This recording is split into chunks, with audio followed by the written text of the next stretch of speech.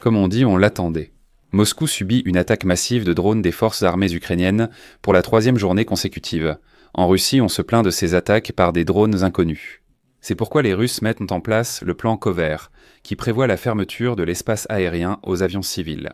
C'est de là que viennent toutes ces vidéos sur les réseaux sociaux, où les Russes se plaignent d'être bloqués pendant des heures, voire des jours, dans les aéroports de Moscou. Mais ce qui est amusant, c'est qu'au Kremlin, ils sont tellement impuissants dans cette situation qu'ils s'en prennent comme des sauvages à ceux qui, en réalité, n'y sont pour rien. La veille, l'Agence fédérale de l'aviation russe a averti la compagnie, l'une des rares compagnies aériennes assurant la liaison entre la Russie et le reste du monde, d'une possible réduction du nombre de vols à destination et en provenance de la Russie.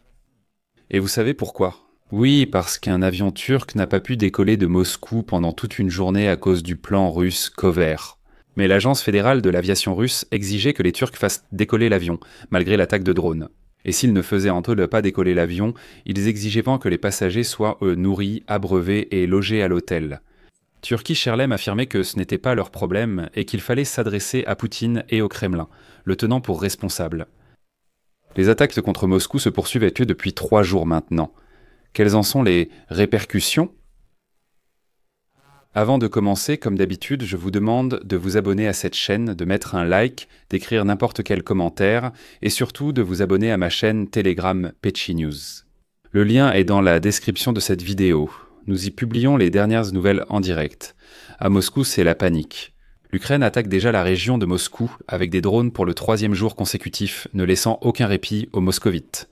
Et heureusement, les moscovites s'habituent progressivement à ces attaques. Selon les informations, les drones ukrainiens ont intensifié leurs attaques contre la région de Moscou le 19 juillet, aujourd'hui en 30 minutes dès 18h00. Les forces de défense aérienne ont abattu 3 drones à l'approche de la capitale, a déclaré le maire de Moscou, Sergueï Sobyanin. Des résidents de Troïtsk, près de Moscou, ont rapporté des explosions et un drone abattu. Pendant ce temps, l'Agence fédérale de l'aviation russe a annoncé la mise en place du plan Kover, qui prévoit l'interdiction du départ et de l'accueil des vols civils dans les aéroports de Domodedovo et Vnukovo. Auparavant, des restrictions de vol avaient été introduites à l'aéroport de Kaluga. Tôt le matin, l'aéroport Sheremetyevo a également été fermé suite à une nouvelle attaque de drones menée par les forces armées ukrainiennes. Et souvenez-vous bien de ce tapis plan ici, car il refera surface un peu plus tard dans un contexte tout à fait inattendu. La nuit dernière, Sobyanin a signalé 13 drones ukrainiens abattus dans la région de Moscou. Le 18 juillet, selon le maire de Moscou, 13 drones ont également été détruits dans la région, et jeudi, encore 4 cibles. En gros, cela fait 3 jours que Moscou est attaqué par des drones ukrainiens.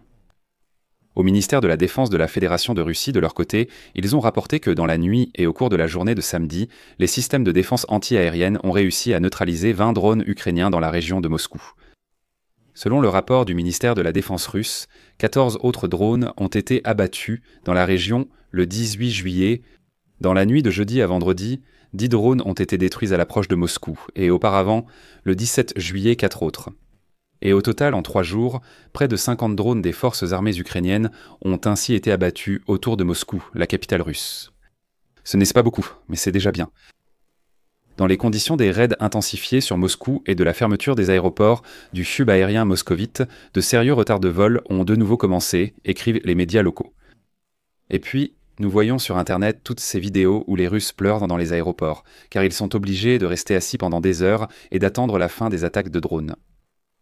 Par la suite, les attaques des forces armées ukrainiennes ont également touché la région de Rostov, où, après la chute de débris de drones et l'endommagement de la caténaire sur le tronçon Lekaya-Zamchalova, le trafic ferroviaire a également été paralysé.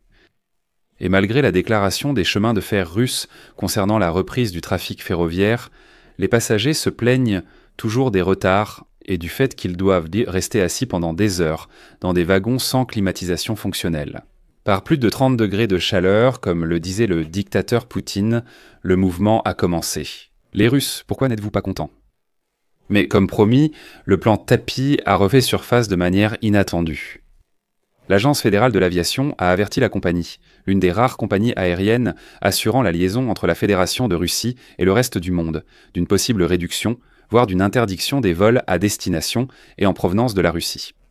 Un avertissement sur l'inadmissibilité de la violation des droits des passagers est aussi en préparation pour le transporteur. Vous vous demanderez ce qui s'est passé. C'est vraiment une blague. La raison de la plainte a été un incident à l'aéroport Vnukovo de Moscou, où les passagers du vol n'ont pas pu décoller pour Bodrum pendant presque une journée en raison de reports et d'annulations de vol causés par la mise en place du plan couverture suite à l'activité des drones des forces armées ukrainiennes. Le soir du 18 juillet, les Russes, qui auraient dû embarquer dans l'avion à 3 heures du matin, ont commencé à se plaindre et à s'en prendre au personnel de la compagnie aérienne. Parce que, voyez-vous, ils ne donnaient tant pas de nourriture ni d'eau aux complices des occupants, c'est-à-dire aux Russes à l'aéroport, et n'ont pas non plus fourni d'hôtel. La compagnie aérienne turque, perplexe, a déclaré qu'elle n'était pas responsable du retard du vol. C'est pourquoi ils n'ont pas l'intention de donner de la nourriture ou de l'eau aux Russes, et encore moins de les loger à l'hôtel. Ils disent « Quels hôtels ? Ce n'est pas de notre faute. Si c'était nous qui étions responsables du retard du vol, alors oui, il y aurait de la nourriture, de l'eau, un hôtel. Mais là, écoutez, si vous attendez presque 24 heures, ce n'est pas à cause de nous. » Ils disent que ces mêmes Russes aillent en voir leur dictateur Poutine et qu'ils lui demandent de la nourriture, de l'eau, des hôtels et ainsi de suite. C'est à cause de lui, à cause de Poutine, à cause de sa guerre sanglante contre l'Ukraine. Des drones attaquent Moscou, les occupants russes instaurent alors le régime Kover, et c'est pourquoi les avions ne peuvent pas décoller. Mais quelles réclamations les Russes peuvent-ils avoir envers la compagnie aérienne turque ? De quoi ne sont-ils pas satisfaits ? L'Agence fédérale russe de l'aviation menace de réduire le nombre de vols. Ici, vous savez, j'ai même croisé les doigts pour que les Turcs non seulement réduisent, mais arrêtent complètement de transporter les Russes vers le monde civilisé. Qu'ils restent donc à Moscou et prichnent leur Poutine. Je m'arrête ici. Donnez votre avis et vos conclusions en commentaire sous cet épisode. Les Russes vont sûrement venir ici pour écrire leurs commentaires. Rayons un peu les amis, c'est tout pour aujourd'hui. Prenez soin de vous, à bientôt.